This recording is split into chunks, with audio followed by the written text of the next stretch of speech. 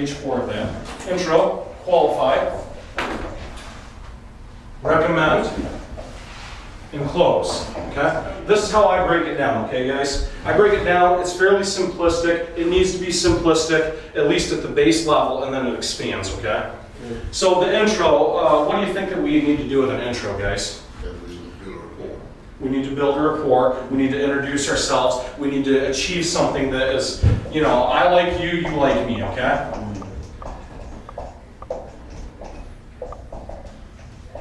Okay? Now, is that important to closing? No, okay?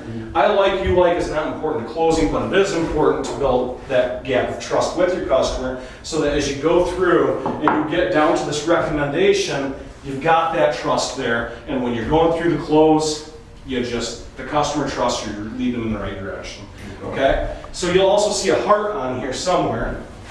If you look on page, where is it? Yep, on page 7, you're gonna see like a summary chart at the very top that we like and the heart there, okay? That's what has to happen during the intro. They have to have some sort of a rapport with you, okay? You like golf, I like golf. You like fishing, I like fishing. You're a Christian, I'm a Christian. And you're gonna deal with that a lot. And you know what? There's gonna be an awesome close you're gonna learn, because a lot of people are gonna say, well, I gotta pray about this. Well, let's pray right here, right now, brother. I've done it with customers. I closed a guy, the last guy that I closed was a guy out of San Diego, okay? And his company's name was Agape Cleaning. And he's like, you know, I got my wife and I, we gotta pray about this. I'm like, great, I want you and your wife on the phone right now because I'm gonna pray with you right now. I'm gonna stand in agreement that nothing's gonna come against your company and you're gonna be successful and we're gonna make this happen today. And the Lord is gonna give you all of the peace that you need right now, okay? And guess what? It's closed. And I helped him move forward. It was not a deception. I believe in it, okay? If you don't believe in it, then don't try to go deceive a customer, okay? But if you believe in it, use it, okay? If a customer says they need to go pray about it, you tell them, listen, I want you and your wife right now. You are gonna have an awesome time enjoying selling here because you deal with so many people who are believers. It's gonna be awesome. But you don't let them just go off the phone and say, okay, I'll let you go pray about it for a day. You don't do that. You just say, I'm gonna do this with you right now. I'm gonna stand in agreement. Let's do this. Is anybody going to look at you funny? I don't care. Because I do it, and I close people. And these people believe me, and they trust me, and they gain peace. Man, my sales guy, he's a believer. He stood in agreement with me, you know, where two or more gathered, you know, you're using that stuff. They love it.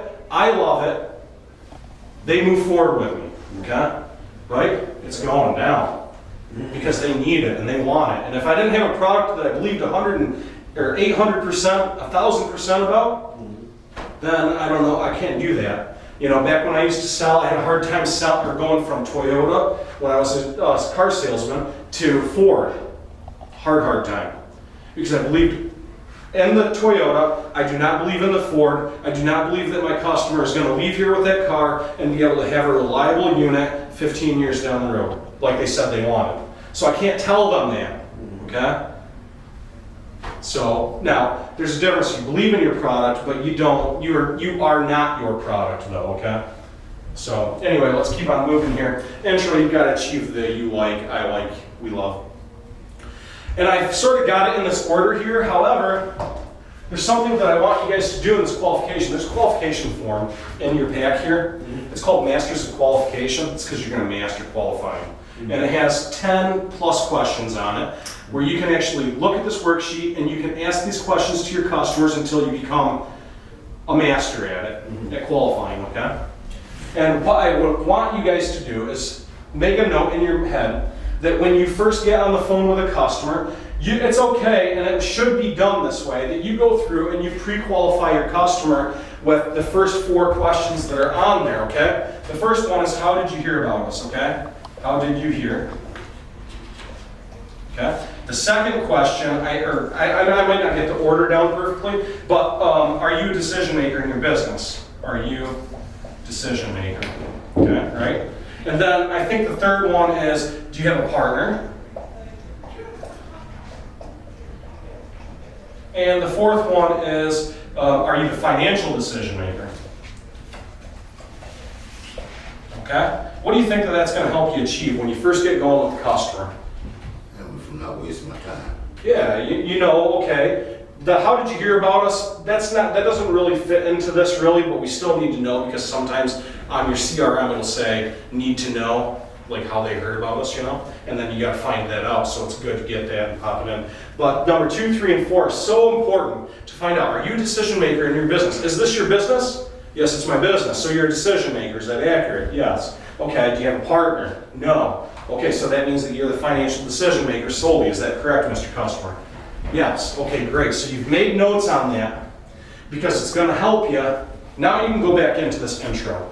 And you can say, listen, I had to ask you a few questions here. Now I really want to introduce myself. My name is Steve, and I'm going to be your marketing executive. I'm going to help you achieve the success that you're looking to achieve today.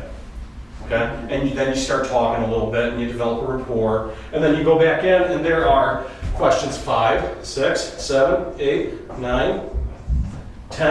And then there's plus, plus, plus. Because there's a lot of questions that you're going to ask in the qualification process that are going to lead to another question that just comes up in your head that, well, he tells me this, but I wonder if there's more to it than that. So you ask him another sub-qualifying question to dig more. Maybe your guy doesn't talk a whole lot, but you need him to be talking about his goals. What are your goals? What's your 5-year goal? You know, what are you trying to achieve? Get him talking, okay?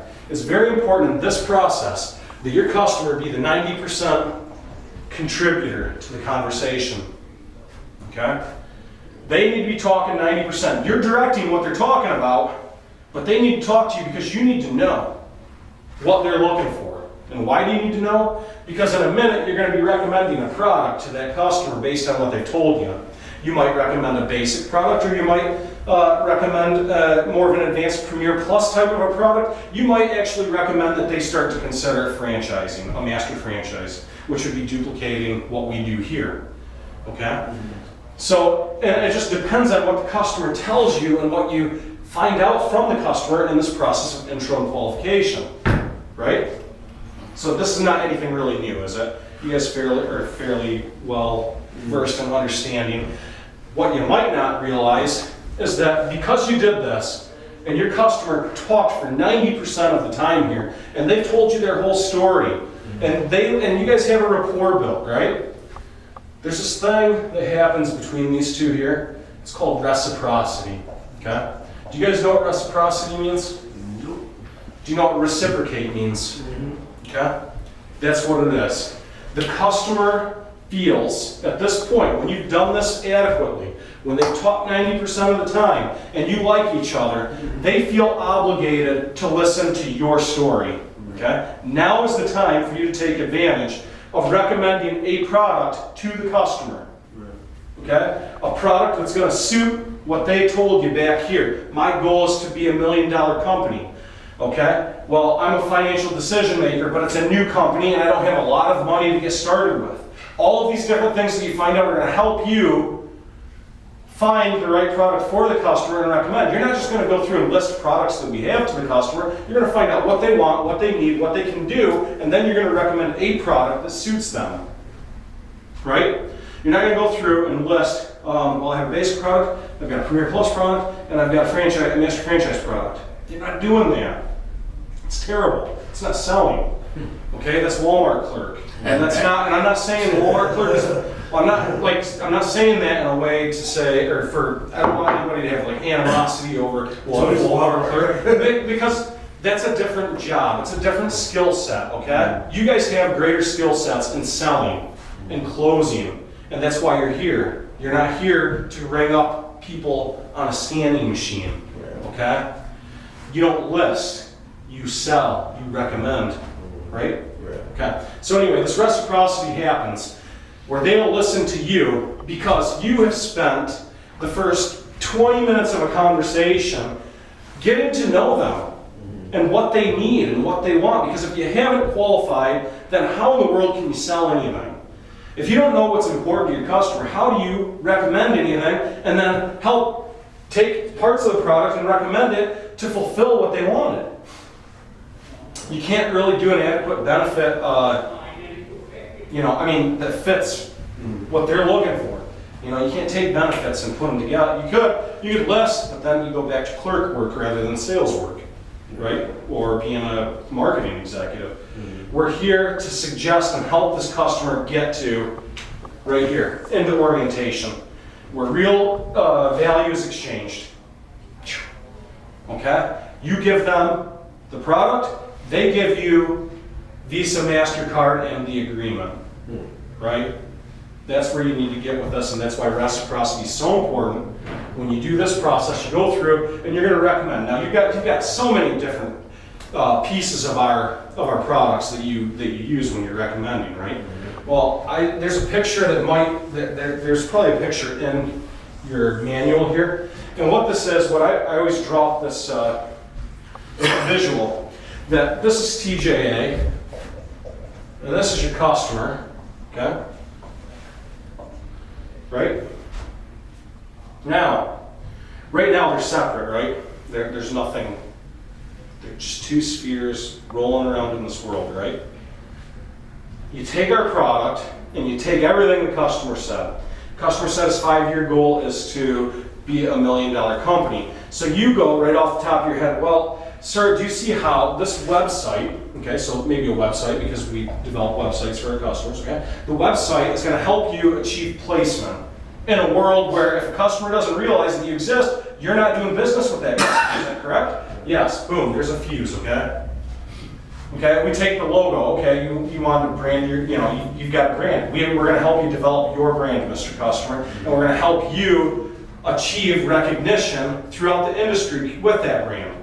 Is that correct? Is that going to help you get to that $1 million, Mr. Customer, that you're looking for? Yes, it is. Okay, boom, there's another fuse. So far we've got 2 fuses, right? Well, we can go on and on and on and on and on with different pieces of product that are going to help benefit this customer and his goal to achieve $1 million, right? So we've got, at the end of the day, we've got 100 fuses here for 100 benefits of our product and how it's going to help the customer achieve, right? And then what I say is that this becomes like an atom, okay? An atom is very, very difficult to split, right? But when it does, what happens? It blows up, right? It creates a ridiculous energy, right? And it's not a positive energy, okay? Well, in my opinion, it's not a positive energy, okay? So the thing is, why I like to use this splitting atom thing is because this becomes one, basically, okay? When you fuse the customer properly and you have all these benefits, they reciprocate, they're listening, they're buying into it, yes, yes, yes, yes, yes, I love your product. You can't pull this away, okay? I mean, you really have to really sever the ties, okay? I mean, it has to be cut, it's deep, a very deep cut in order for this to be separated, okay? So that's why you fuse the customer with our product to what the customer told you that they wanted to do, what their goals were, what they need to do, their family. You get the emotional involvement with them. They need peace. All these different things are helping you achieve this here and this, okay? That close. We're talking about the fuse here. And now what happens when you get into this close? Okay, you've got the customer, they're sold out there. Yes, yes, yes, yes, yes, right? And you go, okay, it's time to move forward here. I want to go ahead. I want to go through this agreement with you. I want you to initial and sign here, here and here. And the customer comes up with an objection, right? Mm-hmm. So, customer's got an objection. And if you cannot treat that objection like a comment, one of your fuses goes away. Okay? And if they go through and they bring another objection, you can't achieve it, the fuse goes away. See that? See what happens? It gets weaker and weaker and weaker. So you have to treat objections as comments, skip past it, and I understand, Mr. Customer, but just sign here and here. And then if they go back, they're going to come back through and say, dude, this is serious. And that's when you know it's an objection that you need to help them get over. When you keep saying they're going to sign, they're going to have some paperwork in front of them? Yeah, I'll teach you guys, or Joe and some of the guys will teach you guys. We can send it by email. It's an online agreement, okay? That we send them, or that you will send them, and you'll ask them to pull it up and you'll go through it, okay? I'll teach you where to do those things here shortly, okay? But really first, I just wanted to get you guys into this. I want you guys to read the protocols here. I think that the first several pages here have to do with the sales process, okay? Understand that you've got to achieve reciprocity, so you have to achieve good qualification, good intro, but you're gonna be scattered a little bit. You're almost gonna go qualify first 4, okay? Then you're gonna intro, then you're gonna qualify those, you know what I mean? Now these first 4, you might have subs as well, like sub ones, sub questions, because maybe they sort of left it in the air when you asked them. So you'll always have some subs. You'll end up asking more than 10. That's why we call it 10 plus, okay? And you're gonna achieve the like here, and you're gonna have this customer talking 90% of the time. Realize that's key. Your customer needs to be talking during this process because you need to learn a lot. Because what is that doing? It's stacking your tool belt, okay? You're putting more tools in. If you're a carpenter, you're out there, you're busting your butt working. It's the pits to not have the right tool to do the job. So you're just sitting there trying to do things half-ass and not doing it right? And it just screws with your head, right? I know that's how it is with me. If I don't have the right tool for the job and I'm trying to do it like a way it's not supposed to be done, and it doesn't turn out right, it messes with my head.